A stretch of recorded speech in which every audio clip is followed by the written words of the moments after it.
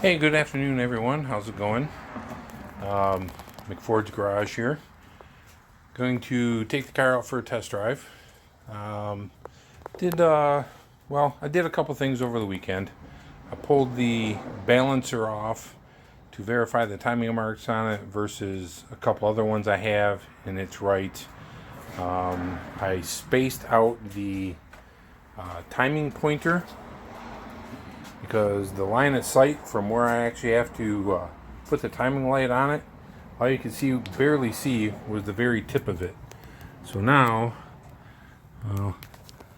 you can kind of see it there. It's got the white on the tip. So spaced it out about a 1/4 inch, and now much better, much easier to see. Not shoving my timing light in the fan. So I got that done, and when I was pulling parts at the yard, well, I already had one clutch fan. I grabbed another one, but I picked up a new fan clutch, and we're gonna give this one a shot. I think this is, didn't measure it, I don't know if it's 18 or 19 inch, but man, it totally fills the opening in the shroud, and it is, I think it's an 8 blade. 1, 2, 3, 4, 5, 6, 7 or 8 blade. Seemed to make a little bit of a difference with the car just warmed up and idling in the garage, but we're going to take it out for a drive and see if it makes a difference. Probably could use maybe a 1/4 inch shim to put the fan into the shroud just a little bit more. So I'm going to look into that and see if there's shims available for these. Other than that, going to fire it up, take it for a test drive. So hood down, key on, fire it up.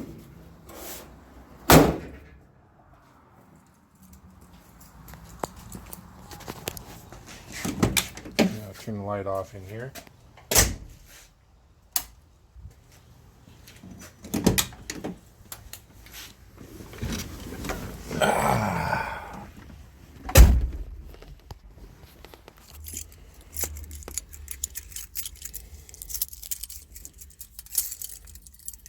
And yes, we went chrome on the bezels.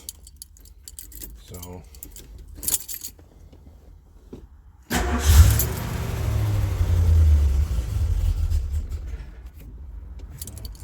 one more pump.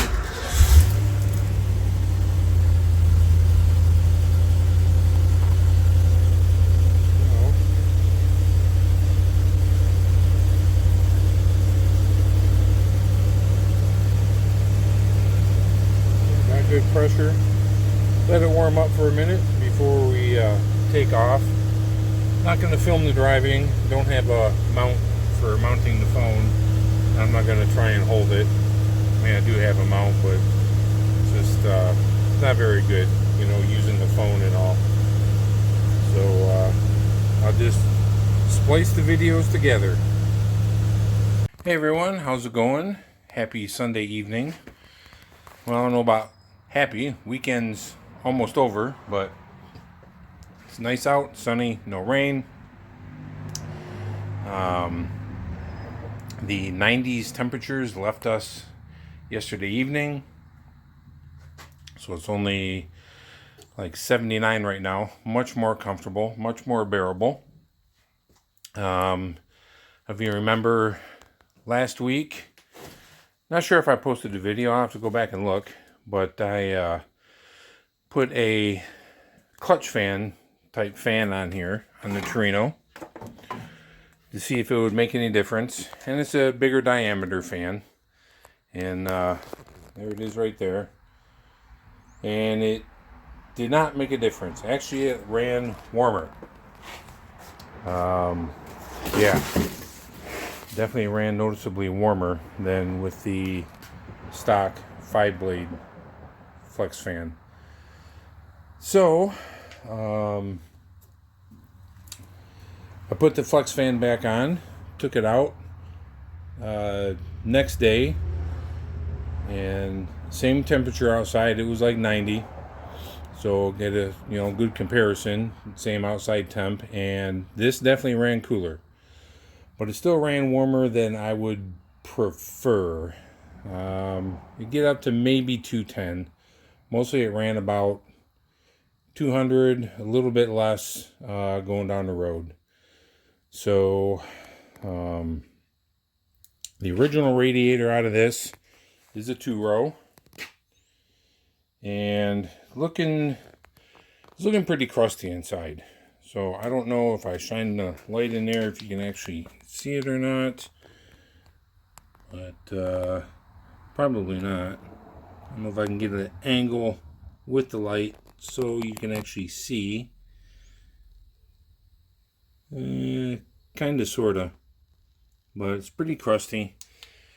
Had Radiator Shop pressure test it last year, and they fixed a bunch of small leaks on it so I could get this thing going. That was my request. If you can fix it up so I can use it, please do. And my radiator guy, Adam, hooked me up. He did what I asked, and it seemed to work. But that was back in the fall when it was cooler, back in the springtime when it was much cooler. 90s out, it was running a bit warmer. If it got up to 200 and stayed there in stop and go traffic, I'd be okay with that. And then went down once you drove it. But it's just running a little warmer than I would prefer. So I was debating what to do. I went, what the hell? I knew what it cost to have the radiator in my Corvette record, and Adam cut me a hell of a deal on doing that for me. And that car, stop and go Woodward traffic, 90 degrees out, that thing stayed at like 200 dead nuts, and it would cool down a little bit when you drove down the road. And that had I think I had a 195 thermostat in it. So but he cut me a good deal on that, and so I was like, I really don't have $300-400 or so to spend on having this one record. So I went, what the hell, let's look at Rock Auto, see what they got, because I looked at some of the suppliers in NPD for Mustang radiators and looked at what they had for Torino radiators, and their copper and brass were like $800, $900. I about had a heart attack. So, but after messing with this, I'm like, well, what the hell? Let's see what Rock Auto has. Put it in there, and they had a Spectra 3-row copper brass for this car. It was $200 to my door. Yeah, I couldn't beat it. So we're gonna give it a shot. So definitely 3-co. With my original, I was probably running on 1.5 to 1 3/4 core and not a full 2-core. So we'll see how it does with this one. Not going to do a video showing me putting it in. I mean, these are pretty much a no-brainer, real easy. You got 2 bolts for the shroud. You got 2 bolts, one here and one over there for the hold down. Got upper radiator hose, lower radiator hose, and that's pretty much it. Pull the shroud up out of the lower clips, move it out of the way, and you pull it right out. So gonna put this back in, or this new one in, and see how it does. Hopefully it does the trick. And I mean, if it keeps it 190 to 200 max, sitting in traffic, I will be very happy with that. I took this for a ride after getting the heads back on, but it was only like upper 70s, maybe 80, and it did good. Add that extra 10 degrees outside, and it ran almost 10 degrees hotter sitting in stop and go. So I'm going to throw this in, and then I'm putting a new lower radiator hose on it, because this one Not very noticeable, but I had where the belt or something had rubbed on it. Had a little bit of rub mark. Not really anything. If I wasn't pulling the radiator out, I'd probably, draining the coolant, pulling the radiator out, I'd probably leave it on there. But since I did drain the coolant, did pull the radiator out, I did pick up a new one for it. I'll just throw this on the shelf for a spare. And but I definitely have more room around the belt for the hose. So anyways, I'm going to go ahead and throw the radiator in here and get it buttoned back up, and we'll run it, let it come up to temperature and burp the system, and then probably take it for a drive tonight and see what it does. Alright, so it's all back together. Ready to fire it up and bleed the system, burp the system, whatever you want to call it, but get the air out of the system.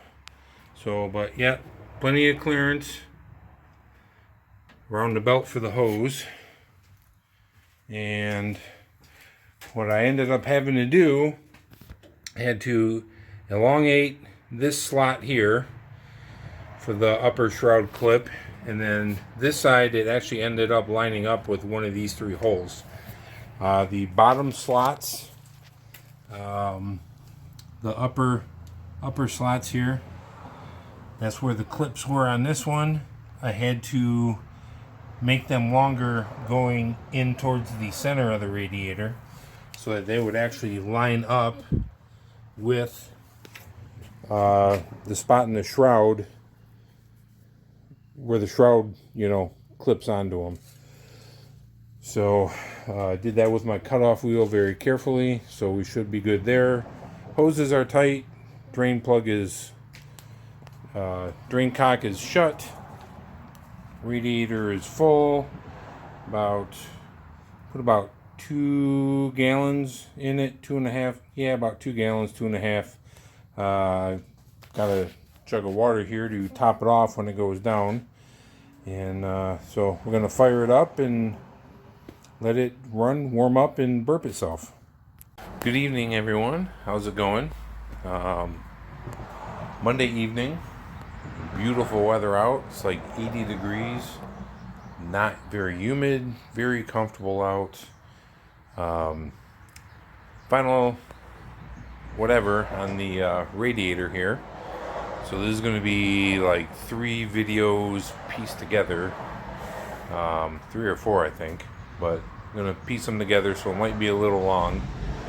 But got the car all together. Well, may as well focus on the car. Got the radiator in, and everything's good to go. Burped the system, and was letting it run, come up to temperature, get all the air out. Everything was doing good. Running just seemed to have the slightest little bit of a miss. Not totally smooth. Car people know it. Most other people wouldn't. I was standing out here about right here, and all of a sudden it was tick, tick, tick, tick, tick, and it made a loud like snap or pop sound. And bam, dead hole. So shut it off. I booked it right around, shut it off, and went, okay, yeah, screw this. I'm done for a while. It was hot, wasn't going to do anything with it, didn't want to pull the valve cover, so went, ordered dinner, grabbed dinner, sat down, ate dinner. While this had cooled down, came back out here, pulled the valve cover, and hooked up my remote start button and cranked it over. Checked the rockers at the first cylinder, which was where we had the issue with the broken push rod and a bent one. Cylinder number 6 had one bent one, but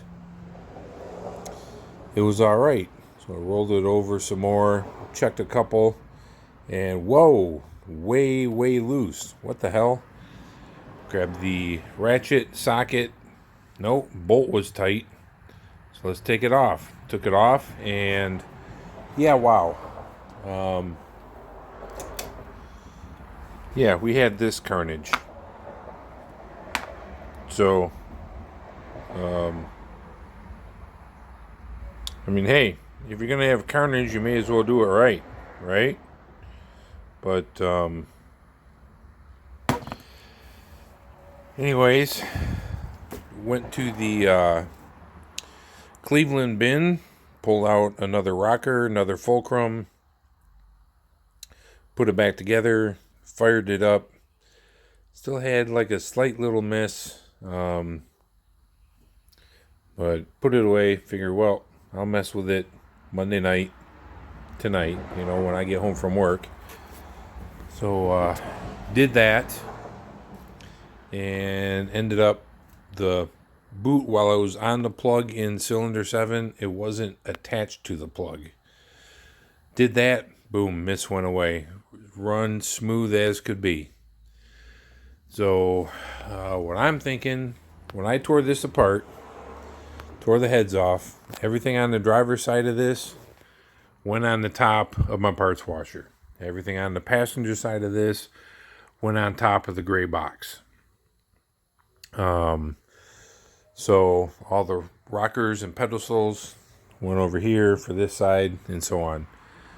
Well, when I put it back together, I put the driver's side head on the driver's side, the one that came off passenger side on the passenger side, and then just went through, because all the pedestals and rockers are the same. It doesn't really matter. I went through and threw them all on. Never thought to look at the rockers, see if there's any damage. Well, the cylinder that broke the push rod, I'm thinking this probably came off of that cylinder, and it was most likely cracked somewhere.